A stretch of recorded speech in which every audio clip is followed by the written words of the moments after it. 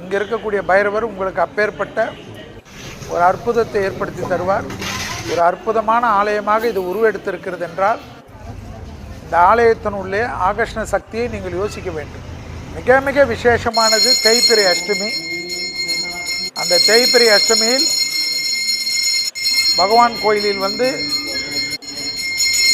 பைரவருக்கு உங்கள் கையாலே அபிஷேகம் செய்து மனங்குளிர பார்த்து, உலகத்தில் இருப்பவர்கள் எந்த மூலையில் இருந்தாலும், தமிழ் தெரிந்தவர்கள், இந்திய குடிமக்கள், இந்து தர்மத்தை நேசிப்பவர்களுக்கு இந்த பைரவர் கோயில் என்பது ரொம்ப விசேஷம்.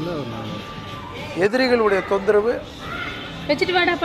நமக்கு எதிராக டிஸ்ட்ரிக்டில் இருந்த அமைப்பெல்லாம் நாசம் செய்வது, சத்ருக்களிலிருந்து நம்மளை காப்பாற்றுவது, நிறைய கண்டிஸ்ட் இருக்கிறது, நிறைய செய்வினை கோளாறுகள் இருக்கிறது என்றால்